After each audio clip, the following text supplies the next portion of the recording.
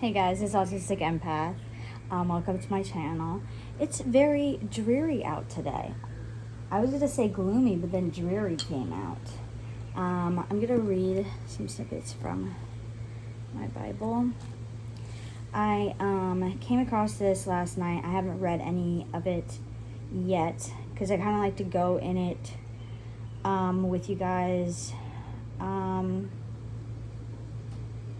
Like I don't know what's happening, and y'all probably don't know what's happening unless y'all study the Bible.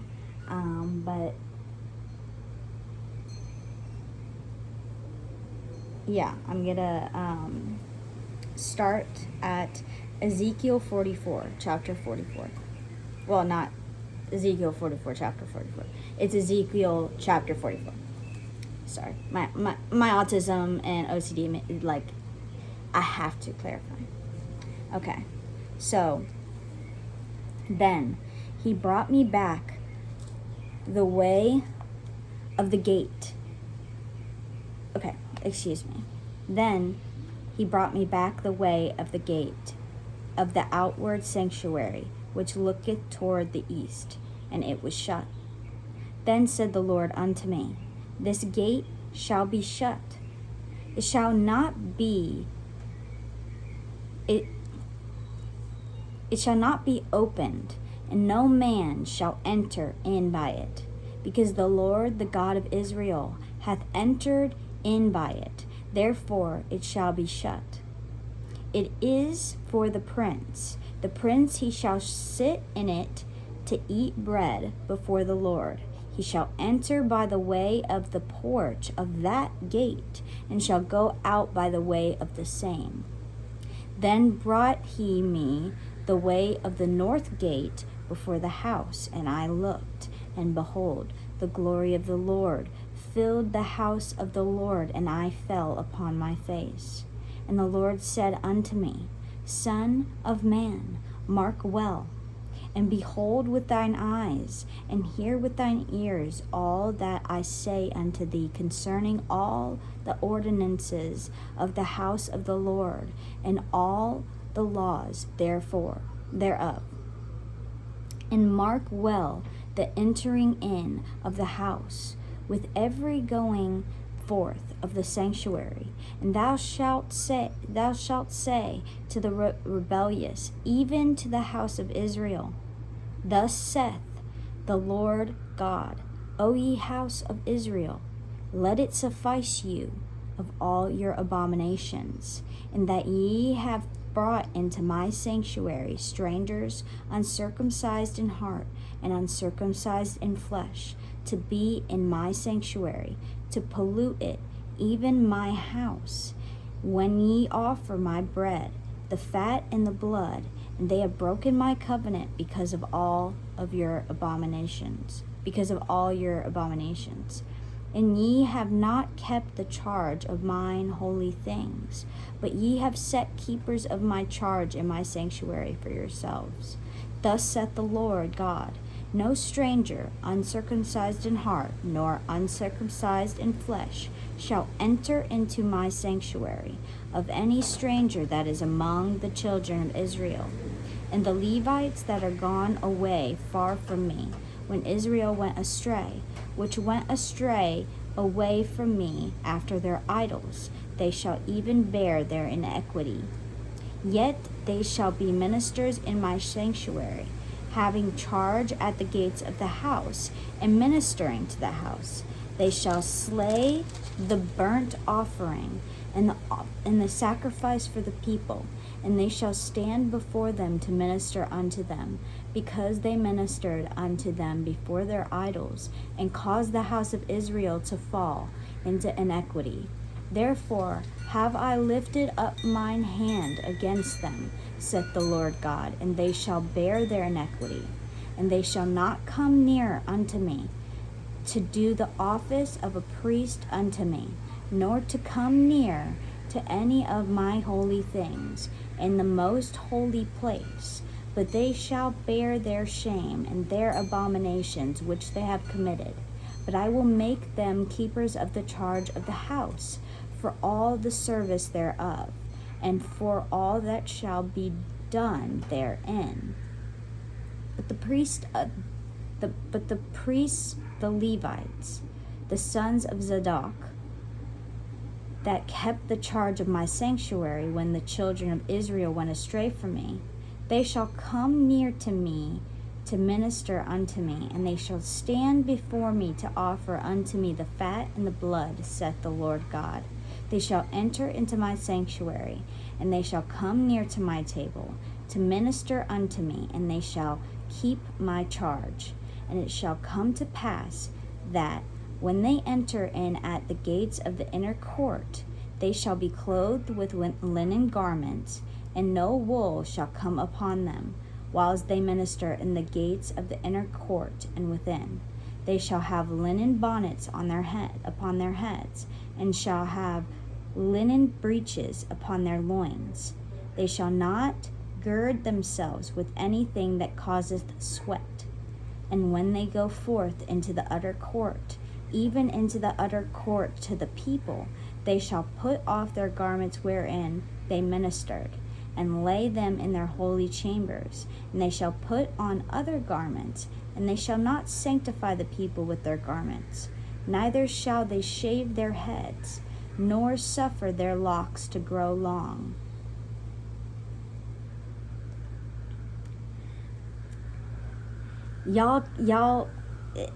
Locks. Locks, people.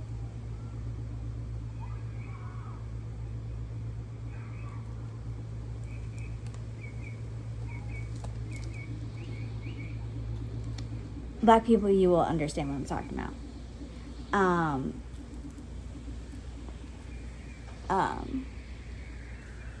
They shall only poll their heads. Neither shall any priest drink wine when they enter into the inner court.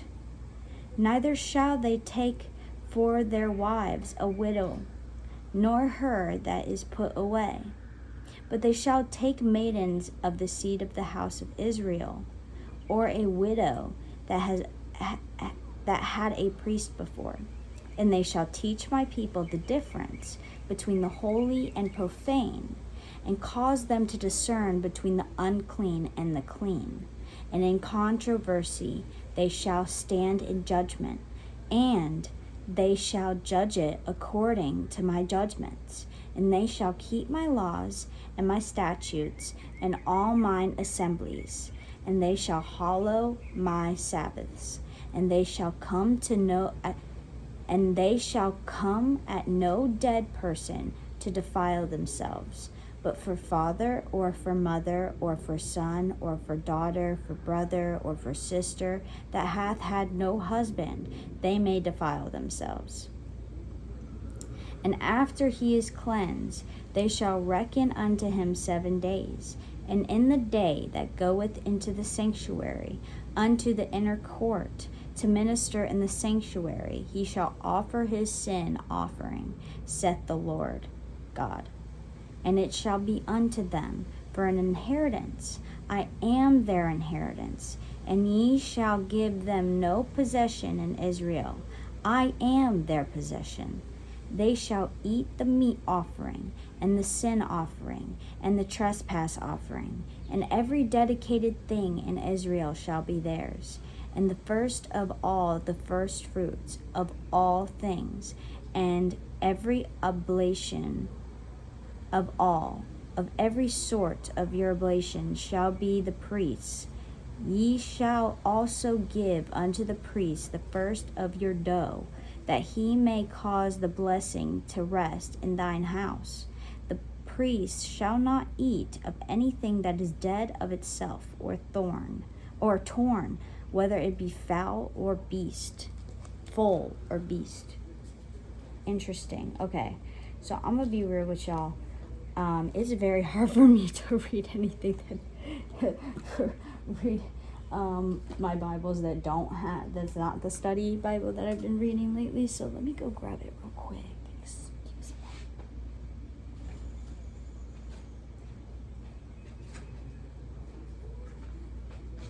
So I want to read that chapter again, because it's not too long, and I want to read it from the study Bible just to see, like, the comparison. Ezekiel 44.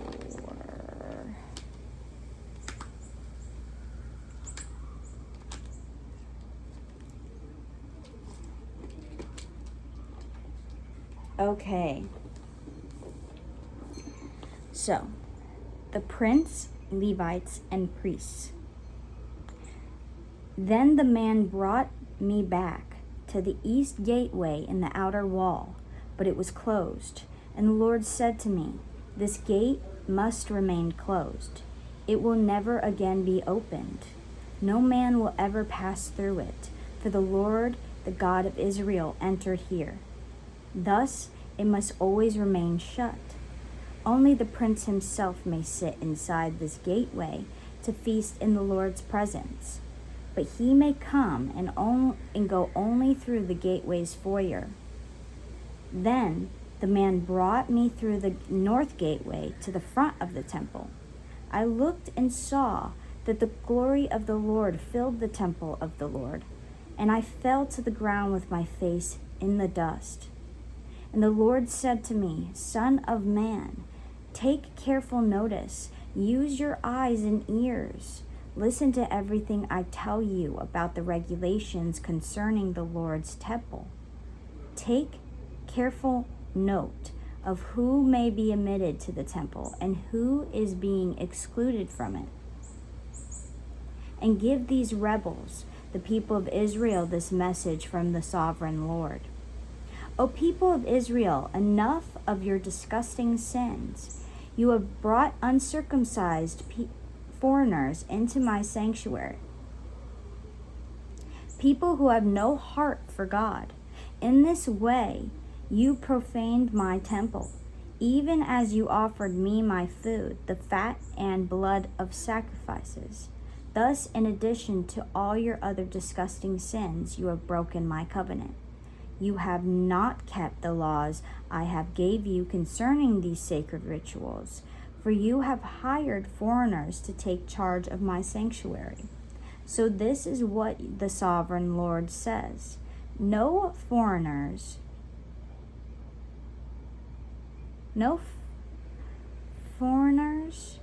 including those who live among the people of Israel, will enter my sanctuary if they have not been circumcised and do not love the Lord. And the men of the tribe of Levi who abandoned me when Israel strayed away from me to worship idols must bear the consequences of their unfaithfulness. They may still be temple guards and gatemen, and they may still slaughter the animals brought for burnt offerings and be present to help the people. But they encouraged my people to worship other gods, causing Israel to fall into deep sin. So I have raised my hand and taken an oath that they must bear the consequences for their sins, says the sovereign Lord.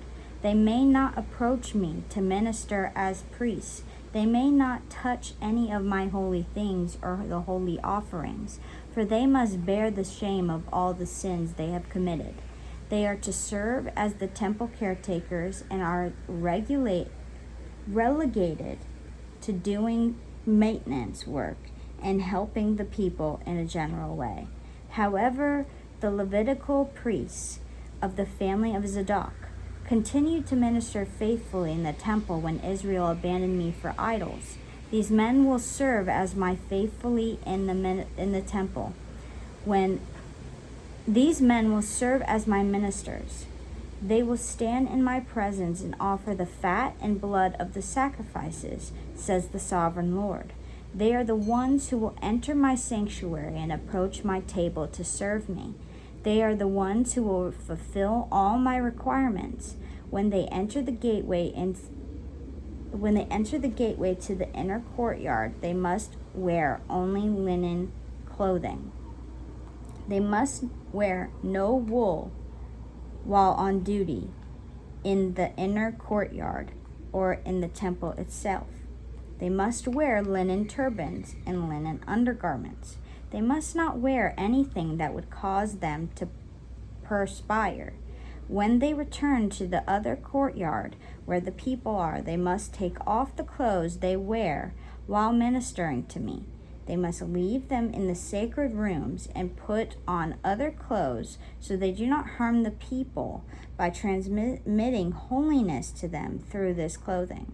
They must neither let their hair grow too long nor shave it off completely. Instead, they must trim it regularly. The priests must never drink wine before entering the inner courtyard. They may choose their wives only from among the virgins of Israel or the widows of the priests. They may not marry other widows or divorced women. They will teach my people the difference between what is holy and what is common, what is ceremonially clean and unclean.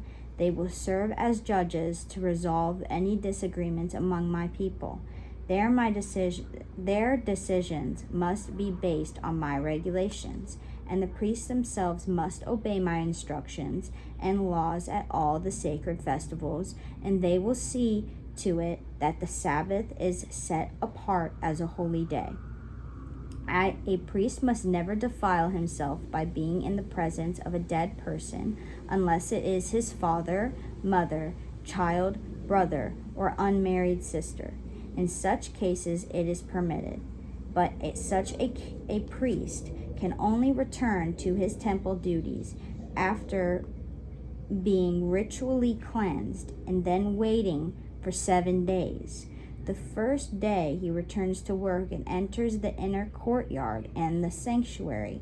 He must offer a sin offering for himself, says the sovereign Lord. As to property, the priest will not have any, for I alone am their inheritance. Their food will come from the gifts and sacrifices brought to the temple by the people, the grain offerings, the sin offerings, and the guilt offerings, whatever anyone sets apart. For the Lord will belong to the priests. The first of their ripe fruits and the gifts brought to the Lord will go to the priests. The first samples of each grain harvest and the first of your flour must also be given to the priests, so the Lord will bless your homes. The priests may never eat meat from any bird or animal that dies a natural death or that dies after being attacked by another animal. Okay, that was a lot. I'm gonna read the breakdown, because there's the breakdown of it, and the breakdowns always help me better because I still it's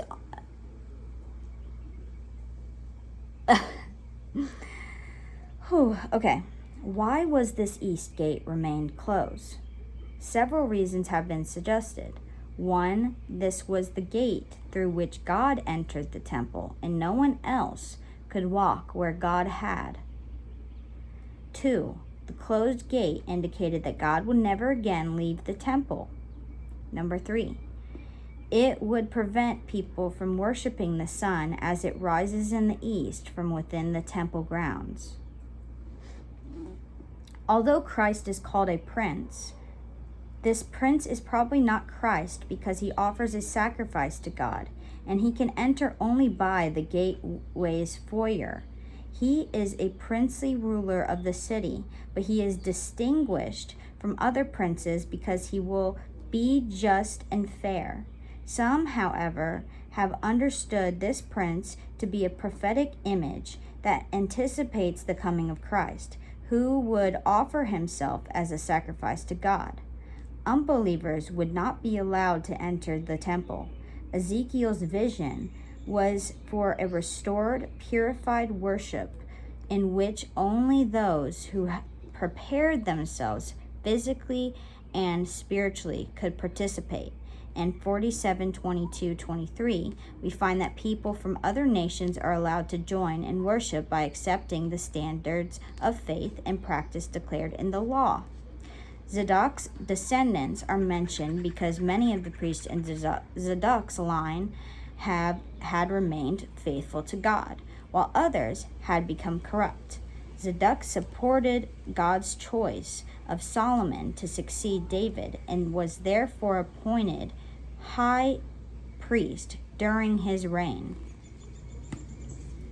Y'all, I just did a reading before this, and it was talking about the Hierophant. And yeah, that is the being the high priest. Okay. Zadok's descendants were considered the true priestly line throughout the time between the Old and New Testaments. These laws were originally given to God's people in the wilderness. They are recorded in the books of Exodus and Leviticus. They reveal the importance of approaching God respectfully, and they give guidelines for the priests to live above reproach so they could carry out their responsibility to teach the people the difference between what is holy and what is common, what is ceremonially clean and unclean. The land allotted to the temple was in... Oh, wait. That's another section. Okay. So that's basically it. That was a whole lot. Y'all comment below what y'all think. 'Cause a lot of the Bible stories be like... I grew up with this. I'm Episcopalian. I grew up in the Episcopal Church. So... and it's always been hard for me. So, yeah, it's always been hard for me to study the Bible, but it's essential. So, God bless y'all.